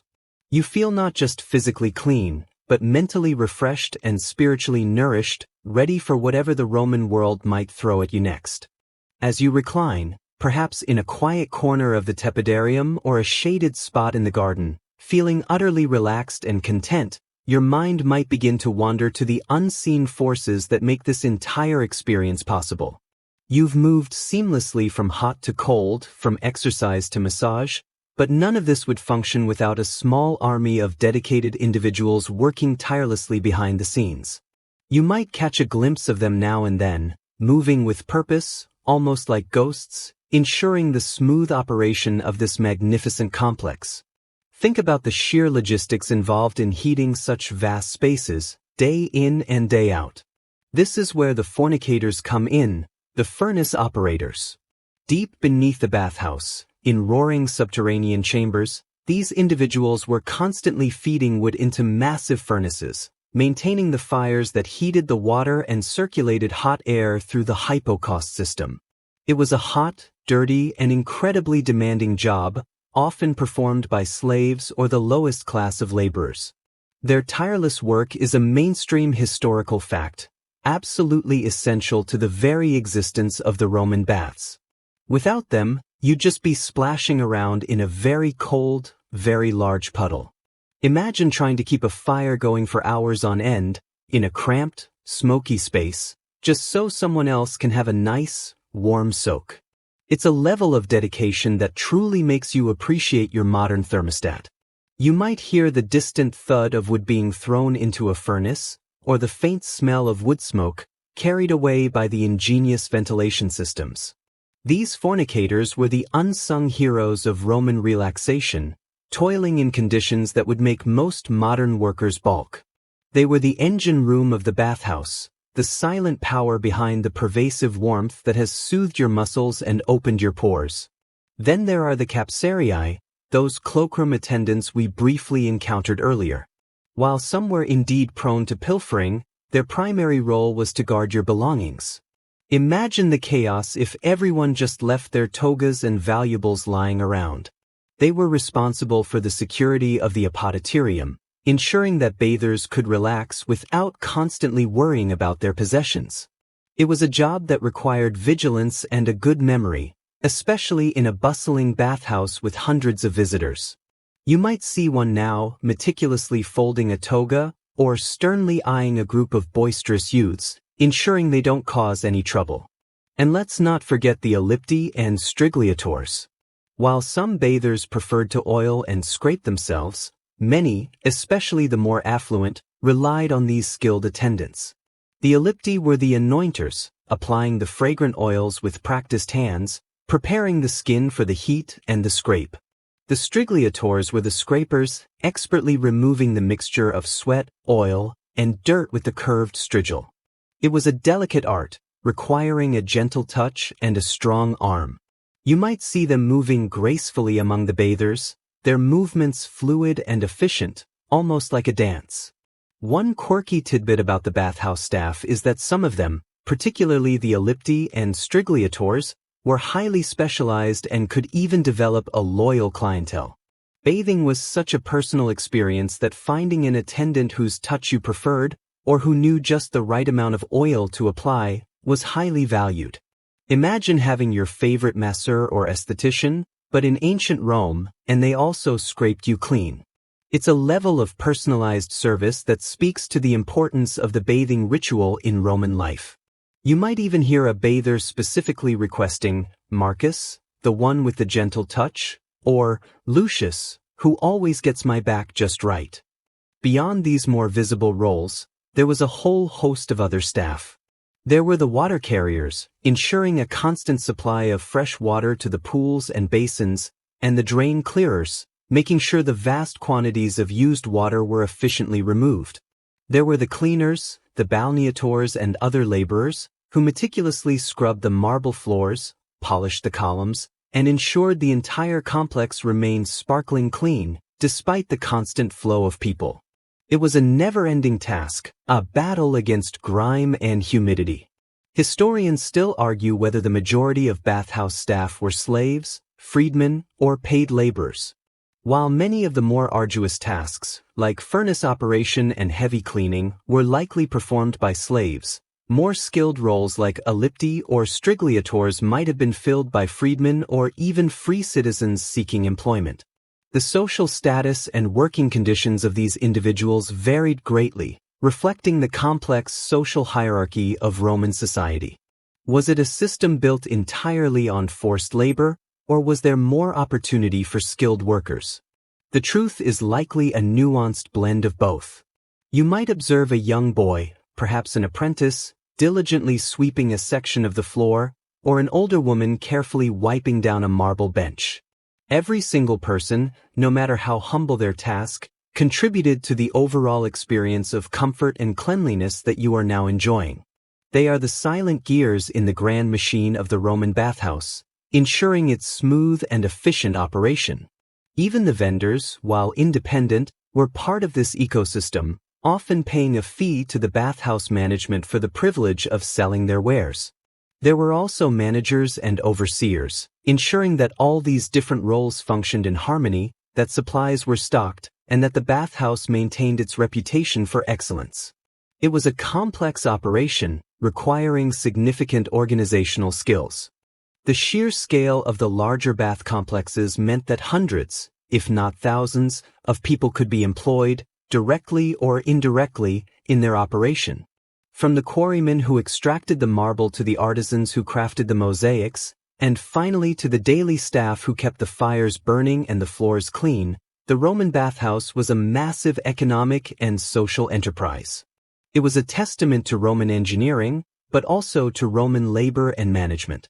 As you reflect on this unseen workforce, you gain a deeper appreciation for the luxury you are experiencing. The warmth, the cleanliness, the relaxation, it's all built upon the diligent efforts of countless individuals, many of whom you will never see or acknowledge. They are the silent guardians of your tranquility, the tireless facilitators of your well-being. It's a humbling thought, a reminder that even the most effortless experiences often rely on a great deal of effort from others. You take a moment to simply observe, to notice the subtle movements of the staff, the quiet efficiency with which they go about their tasks. They are an integral part of the bathhouse, as much a part of its fabric as the marble and the water.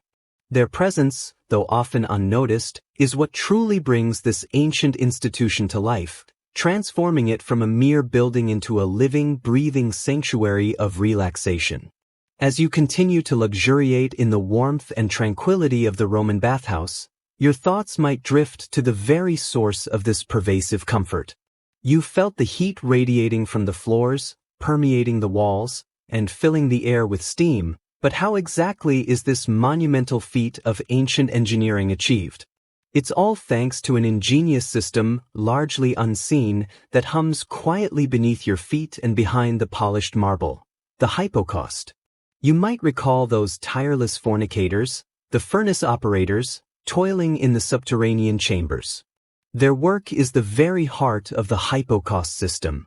Imagine, if you will, a vast network of hollow spaces beneath the floors and within the walls of the heated rooms.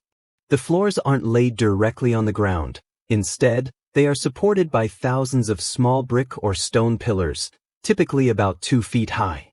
These pillars, known as pili stacks, create a raised cavity, a kind of ancient crawl space, through which hot air can freely circulate. The hot air, generated by those roaring furnaces, is channeled into these subfloor cavities. It then rises through flues built into the walls, often made of hollow tiles called tubuli, which carry the heat upwards, warming the walls themselves. This continuous flow of hot air, drawn by convection, ensures that the entire room, floor, walls, and air is heated evenly and efficiently. It's a remarkably sophisticated form of central heating, centuries before anyone even dreamed of radiators or forced air furnaces. You might even feel a subtle vibration underfoot, a faint tremor from the distant furnaces, a testament to the power at work beneath you. This hypocaust system is a mainstream historical fact, a defining feature of Roman architecture and a testament to their advanced engineering capabilities. It was revolutionary, allowing for the creation of large, consistently heated public spaces that were unprecedented in the ancient world.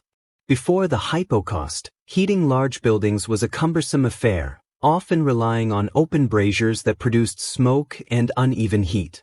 The hypocaust changed everything, making the luxurious warmth of the baths accessible on a grand scale. It's like discovering indoor plumbing after a lifetime of outhouses, a game changer, to say the least. As you walk across the warm marble floor of the tepidarium or caldarium, you feel the gentle, pervasive heat rising through the stone. It's a comforting sensation, a warmth that penetrates deep into your bones, loosening your muscles and promoting a profound sense of relaxation. You might even find yourself instinctively wiggling your toes, enjoying the subtle warmth radiating upwards. It's a far cry from the chilly, damp floors of most ancient buildings, a true luxury that the hypocaust provided. One quirky tidbit about the hypocaust system is that it wasn't just used for heating the baths. The Romans, ever practical, also adapted it for other purposes. Some wealthy villas used smaller hypocaust systems to heat private rooms, creating early forms of underfloor heating for their living quarters. Imagine having heated floors in your bedroom in 100 AD. It's a level of comfort that even some modern homes don't boast. There are even theories that some Roman greenhouses might have used a rudimentary hypocaust to keep plants warm during colder months, ensuring a year-round supply of fresh produce. Talk about being ahead of your time.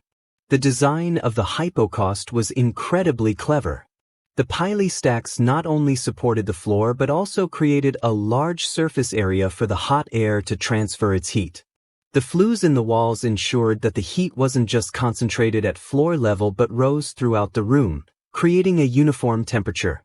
The smoke and exhaust gases from the furnaces were then vented out through chimneys, keeping the air inside the bathing rooms clean and breathable.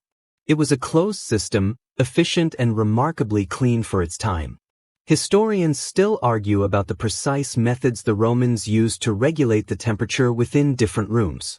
While the fornicators could control the intensity of the fires, and vents could be opened or closed, achieving precise temperature control in each room would have been a complex task.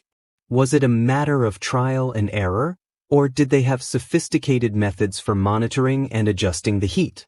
The exact science of Roman temperature regulation remains a subject of ongoing debate, leaving us to wonder just how consistently tepid the tepidarium truly was.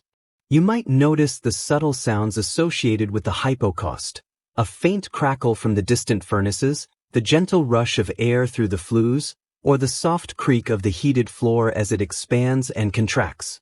These are the hidden sounds of the bathhouse, the quiet symphony of its operational heart. They are sounds of efficiency, of warmth, and of the tireless work that makes your relaxation possible. The construction of a hypocaust system was a massive undertaking, requiring vast quantities of bricks, stone, and skilled labor.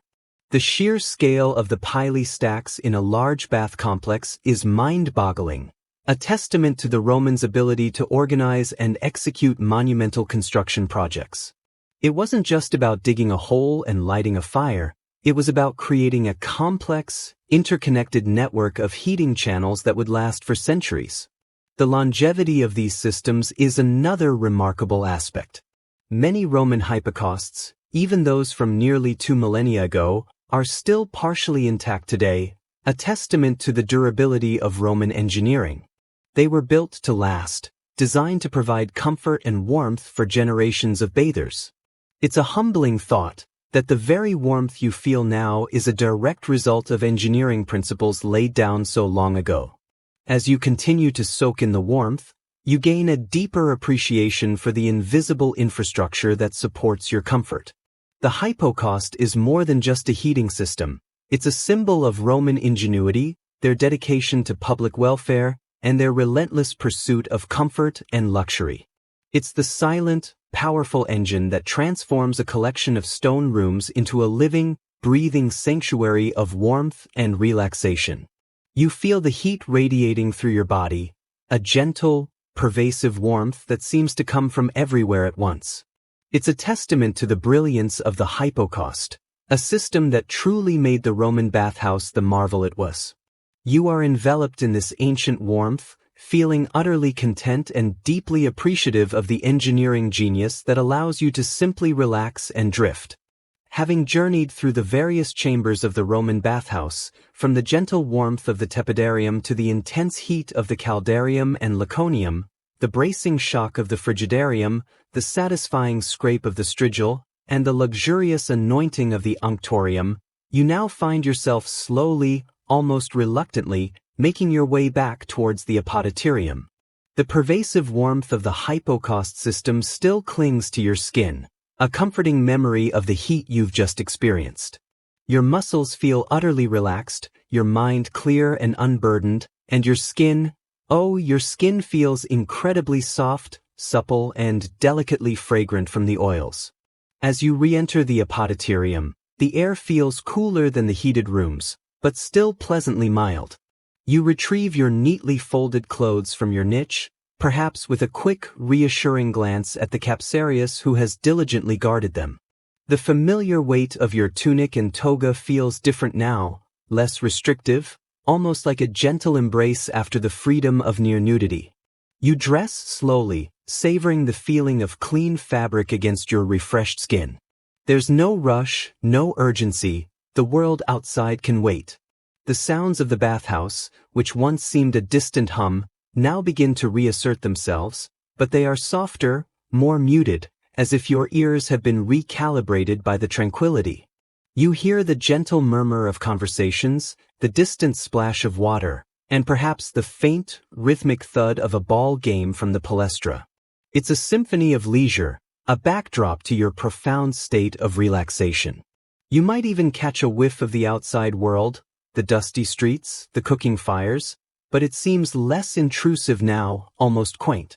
This feeling of profound relaxation and rejuvenation after a visit to the baths was a mainstream historical fact, a primary reason why Romans integrated bathing so deeply into their daily lives.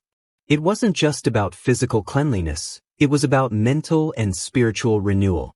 The baths were a sanctuary from the stresses of urban life, a place where one could truly unwind and emerge feeling completely refreshed. Imagine if your daily commute ended with a full-body massage and a dip in a heated pool. You'd probably be a lot less stressed, wouldn't you? As you tie your sandals, you might notice the other bathers who are also preparing to leave. Their faces are flushed with health, their eyes bright, and a quiet contentment seems to radiate from them. There's a shared sense of peace, a silent acknowledgement of the transformative power of the bath. You might exchange a brief, knowing smile with a stranger, a silent testament to the shared experience of profound relaxation. One quirky tidbit about leaving the baths is that some Romans would apply a final layer of perfumed oil or even a light dusting of scented powder before stepping back into the outside world. This wasn't just for personal fragrance, it was also a subtle way to signal their recent visit to the baths, a mark of their leisure and attention to personal care. Imagine leaving the gym today and spraying yourself with a special, post-workout, scent that everyone instantly recognizes. It's a bit like that, but with more ancient Roman flair. You might even dab a little extra rose oil behind your ears, just for good measure. You take a final, deep breath of the bathhouse air, a mix of warmth, humidity, and subtle fragrance, before stepping out into the Roman street. The sunlight, if it's still daytime, feels brighter, and the sounds of the city, the clatter of carts, the shouts of vendors, the distant rumble of traffic seem sharper, more immediate. It's a gentle re-entry into the world, a gradual transition from the cocoon of the bathhouse to the bustling reality of Rome. Historians still argue about the long-term health effects of daily bathing in the Roman style. While the immediate benefits of cleanliness and relaxation are clear, the constant exposure to heat and humidity, and the potential for communal water to spread certain ailments, are subjects of ongoing debate. Was it a universally healthy practice, or did it come with its own set of risks? The answer is likely complex, varying with individual health, bathhouse hygiene, and the specific practices employed. It's a fascinating question, trying to balance ancient wisdom with modern medical understanding. You feel a lightness in your step, a renewed energy that wasn't there before. The tension in your shoulders is gone, your mind is clear, and a sense of profound well-being permeates your entire being. It's a feeling that lingers, a subtle hum of contentment that will carry you through the rest of your day, or perhaps lull you into a deep, peaceful sleep tonight. The Roman bathhouse has worked its magic, transforming you from the inside out. As you walk away, you might glance back at the grand facade of the bath complex, its marble gleaming in the sun, its arches inviting new visitors. It stands as a monument not just to Roman engineering, but to their understanding of human needs, for cleanliness, for community, and for profound relaxation. It's a legacy that continues to inspire, a testament to the timeless appeal of a good, long soak. You feel utterly refreshed, as if a weight has been lifted from your shoulders. The world seems a little brighter, the air a little cleaner, and your own body feels lighter and more agile. It's a feeling of complete renewal, a gentle reset for your entire being. The journey through the Roman bathhouse has been more than just a historical exploration. It has been a sensory experience, a journey into a world of ancient comfort and profound peace. The lingering warmth, the subtle scent of oils, the feeling of clean, soft skin. These sensations will stay with you, a gentle reminder of the surprisingly cozy world you've just explored. You are now ready to drift off, carrying with you the tranquility of ancient Rome. Now, as the echoes of the ancient bathhouse begin to softly fade, let your mind gently release any lingering thoughts of marble and steam. Feel the warmth that has settled deep within you, a comforting glow that spreads from your toes to the top of your head. Your muscles are loose, your breathing is slow and even, and your eyelids feel heavy, so very heavy. Imagine yourself floating on a calm, still pool, the water perfectly warm, supporting you completely. There are no worries here, no tasks to complete, just the gentle rhythm of your breath. Let the soft sounds around you become part of the quiet, a lullaby for your tired mind. Allow yourself to sink deeper, deeper into this peaceful stillness. The day is done, the journey complete. All that remains is the quiet comfort of the present moment, guiding you softly towards a restful, dreamless sleep. As you re-enter the apoditerium, the air feels cooler than the heated rooms, but still pleasantly mild. You retrieve your neatly folded clothes from your niche, perhaps with a quick, reassuring glance at the capsarius who has diligently guarded them. The familiar weight of your tunic and toga feels different now, less restrictive, almost like a gentle embrace after the freedom of near-nudity. You dress slowly, savoring the feeling of clean fabric against your refreshed skin. There's no rush, no urgency. The world outside can wait.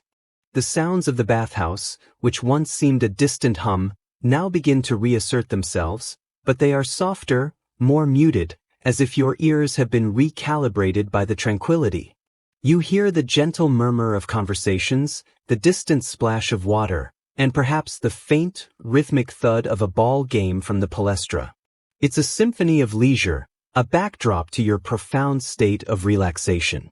You might even catch a whiff of the outside world, the dusty streets, the cooking fires, but it seems less intrusive now, almost quaint.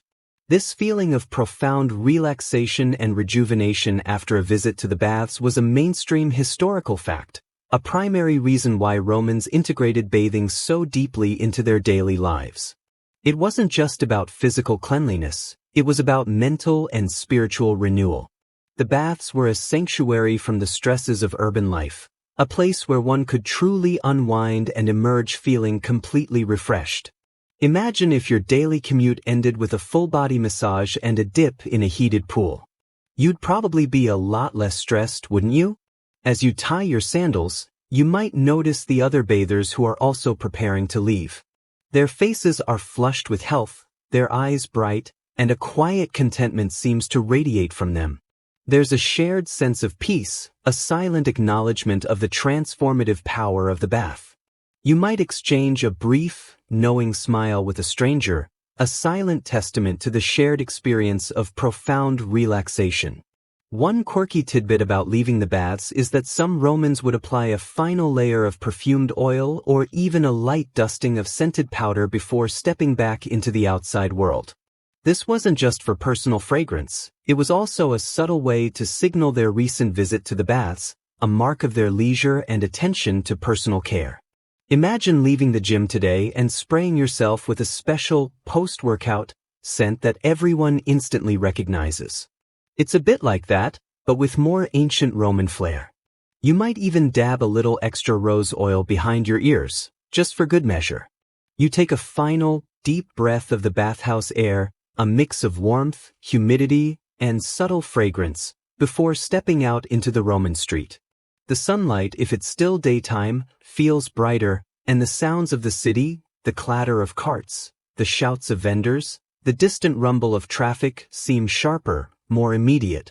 It's a gentle re-entry into the world, a gradual transition from the cocoon of the bathhouse to the bustling reality of Rome. Historians still argue about the long-term health effects of daily bathing in the Roman style. While the immediate benefits of cleanliness and relaxation are clear, the constant exposure to heat and humidity, and the potential for communal water to spread certain ailments, are subjects of ongoing debate. Was it a universally healthy practice, or did it come with its own set of risks? The answer is likely complex, varying with individual health, bathhouse hygiene, and the specific practices employed.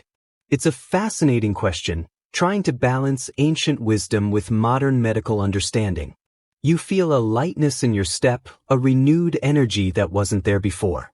The tension in your shoulders is gone, your mind is clear, and a sense of profound well-being permeates your entire being.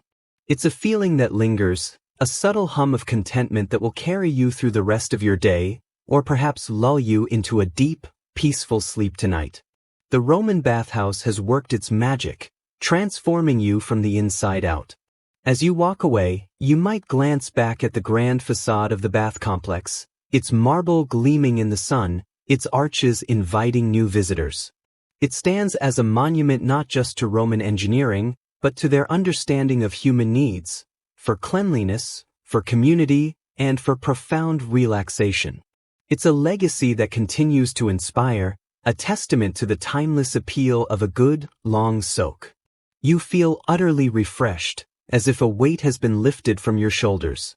The world seems a little brighter, the air a little cleaner, and your own body feels lighter and more agile. It's a feeling of complete renewal, a gentle reset for your entire being.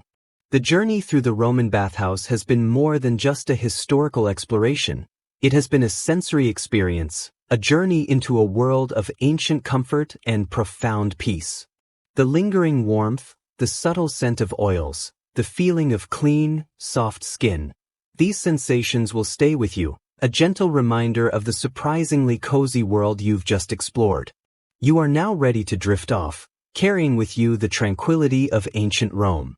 Now, as the echoes of the ancient bathhouse begin to softly fade, let your mind gently release any lingering thoughts of marble and steam. Feel the warmth that has settled deep within you, a comforting glow that spreads from your toes to the top of your head. Your muscles are loose, your breathing is slow and even, and your eyelids feel heavy, so very heavy. Imagine yourself floating on a calm, still pool, the water perfectly warm, supporting you completely. There are no worries here, no tasks to complete, just the gentle rhythm of your breath. Let the soft sounds around you become part of the quiet, a lullaby for your tired mind. Allow yourself to sink deeper, deeper into this peaceful stillness. The day is done, the journey complete. All that remains is the quiet comfort of the present moment, guiding you softly towards a restful, dreamless sleep.